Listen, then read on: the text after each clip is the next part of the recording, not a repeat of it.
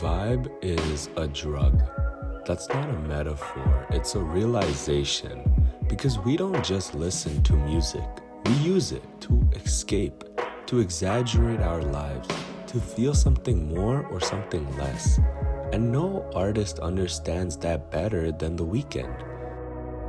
He doesn't make music to be analyzed, he makes music to be consumed. Not studied, not understood, just absorbed, just felt. The Weeknd isn't really a sound, he's a substance, and once you let him in, he doesn't leave. Because his music doesn't offer answers. It offers seduction, it offers temptation, it offers a version of yourself you usually hide. The Weeknd is what plays when you want to impress people with pop hits, but it's also what plays when you're alone in your room and don't want to be the good moral person anymore. When you want to feel broken but glamorous, cold but magnetic, lustful but distant.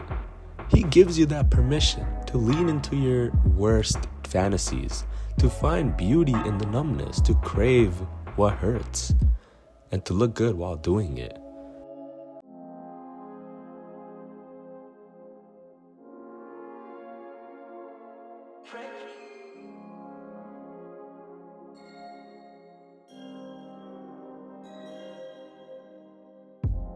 His early work, especially Trilogy, didn't care about resolution. It didn't care about healing, it lingered. It dragged you under. Every song was smoke-filled, sex-stained, emotionally dehydrated. It wasn't just sad, it was seductive. It was toxic in slow motion. A high that knew it was killing you but kept whispering that you need one more hit. That's what made it addictive. It didn't reach for light, it made darkness feel good. It wrapped pain in leather and sold it back to you as pleasure. And you bought it, we all did. Because sometimes we don't want to be saved. We want to sing and sink into the deep pain The Weeknd sang about. He sang about drugs, but he also was one. He made you feel untouchable, unreachable, numb, cruel, sexy, alone. He gave shape to the emotions you don't talk about, the kind of pain you romanticize at 3 a.m., the kind of emptiness that feels like a secret weapon. His voice doesn't soothe, it haunts. His production didn't really comfort every song, it dripped. Everything was slow, echoing, dissolving, like memory, like regret, like a bad decision you want to make again. Even now, as his sound evolves, the addiction stays. He's cleaner, sharper, bigger, but the high is still there, just dressed better. The themes are still isolation, desire, detachment, danger. He's still whispering to the worst version of you. The one who feels more honest than the polished one. He's still saying the thing you aren't ready to admit, that you don't want peace, you want to feel, even if it feels like you've been ruined. Because The Weeknd's music doesn't just reflect emotion, it amplifies it. It turns a quiet sadness into a cinematic breakdown. It turns lust into religion. It makes your room feel like a music video. It makes your silence feel like a scene. That's what a drug does. It transforms the moment without changing the reality. It doesn't fix you, it just lets you escape you. And that's what The Weeknd gives every time. He's not always trying to make timeless music. He's trying to make music that devours you now. That crawls under your skin, that makes your heartbeat feel like part of the rhythm. He's not chasing respect. He's chasing reaction. And the reaction is always the same. You want more. You hit repeat. You sink deeper. Not because the lyrics are genius, but because the feeling is. The mood is.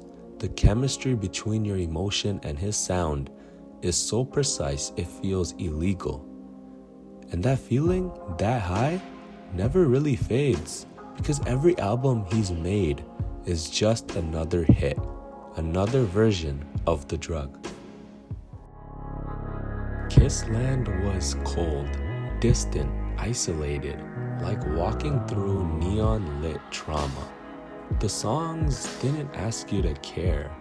They asked if you could handle the loneliness. And for most, they couldn't.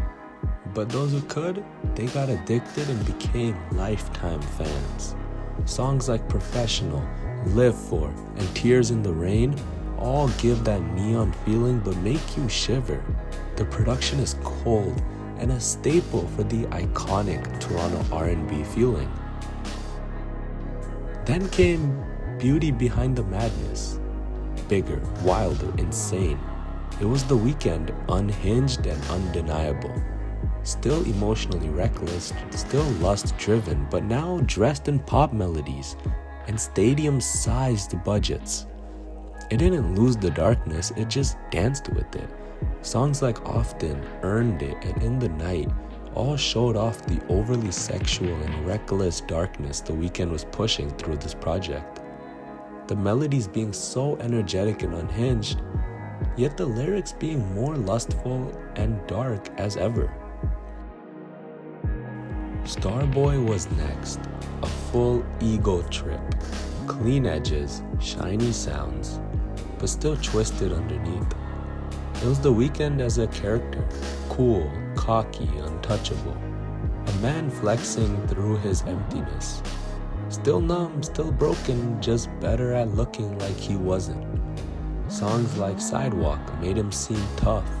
Songs like Starboy and Attention gave off ego no one had ever seen before. Songs like Die For You still gave that emptiness and broken aspects The Weeknd could never hide. This album was the start of mainstream pop for The Weeknd, but still as toxic and egotistical as ever. Then came the collapse, My Dear Melancholy. I hope I said that right. This is my favorite album. Gone was the glamour. Gone was the show. What was left was toxic, and that's it. Sadness, slow tempo, soft whispers of pain wrapped in venom. It was bitter, it was bad, bare. Like watching someone light their memories on fire, just to feel the heat. Wasted times, try me, hurt you, call out my name, privilege, and more. Every song on this album recognized how toxic The Weeknd was, but each song was painful in its own way. The manipulation was so obvious, but the trauma and pain it comes from was also understandable. This was The Weeknd's magnum opus, his ultimate drug. This is what made people toxic. But what came from after this was nothing short of perfection. After Hours didn't try to hide anything. It was a descent, a party on the edge of death, neon-soaked, cocaine-laced, Hollywood addiction, and soul-sold. Every track was a pop mainstream masterpiece. Pain in disguise, fast, beautiful, horrifying. He wasn't trying to escape anymore. He was spiraling proudly into who he was lyrically. Songs like After Hours and In Your Eyes kept the toxic love he always had. Blinding Lights, Save Your Tears, Heartless, etc. all brought that cocaine party bender feeling that something like The Hangover could give. This album was Project X for The Weeknd. Then came Dawn FM, The Come Down, The Guilt, The Morning After. Still high but conscious. There was reflection, there was fear. It sounded like someone trying to find light after loving darkness for too long. A psychedelic funeral for a life that could never be healed. A soft goodbye to chaos, even though part of him clearly wanted to stay. And with that, Abel gave us his cleanest and purest drug ever. Songs like Out of Time, Gasoline, Take My Breath, Less Than Zero, these tracks don't make you feel great, toxic, or even cold. They make you feel your pain. They make you reflect and hurt. This album's beauty is that it makes you hate the drug. And maybe that's why a lot of people did not enjoy Dawn FM.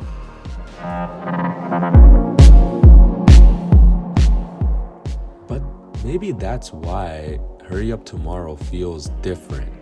Because it's not a drug. It's rehab. It's the withdrawal. The stillness after the storm. The artist waking up after the overdose, trying to walk away from the very thing that made him a legend. It's not seductive, it's peaceful. He's not chasing pleasure anymore, he's chasing peace. And you can feel how hard that is for him. Songs like Hurry Up Tomorrow, Cry For Me, Open Hearts, Drive, and The Abyss all feel like breathing after years underwater. A clean break, a soft goodbye after all the toxic, messy highs he called albums. This one sounds like life is finally coming back. But even in that stillness, the echoes remain. The taste of that high, the silhouette of the chaos, because The Weeknd built his empire on emotions that felt wrong. And some feelings never really leave. They linger. Through every phase, every reinvention, every mask. No matter how the sound evolves, the sensation stays the same. It still seduces, it still stings. It still sees the version of you that no one else can. Because he's not just making albums, he's giving doses of detachment, of desire, of danger, of numbness. So elegant, it feels like love. And the more you listen, the harder it gets to remember what silence feels like. You start to crave that version of you his music creates. You start to live up to the fantasy. And that's the magic of it. Not the notes, not the charts, but the feeling. The Weeknd doesn't just soundtrack your life, he alters it. He's not here to be your favorite artist. He's here to be your favorite escape. And escapes are never clean. They're messy, desperate, beautiful. Just like his music. It's not here to save you, it's here to ruin you gently. And maybe that's why it works. Because not all of us are looking to be healed. Some of us are looking to feel something that doesn't ask us to explain ourselves. A feeling that just accepts us for our twisted desires. That's why The Weeknd is more than music. He's mood. He's mood at its most dangerous. He's loneliness with a beat, desire with an echo, pain that's dressed like seduction. He doesn't make songs, he makes atmospheres. Rooms you live in for 3 minutes and forget how to leave.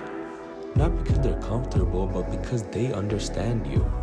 And when the song ends, there's silence, because it's not empty, it's haunted by what you felt, by what you remembered, by the parts of you his music refuses to let go of. And that's what makes him addictive.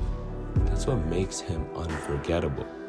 Because The Weeknd doesn't just make music, The Weeknd is the drug.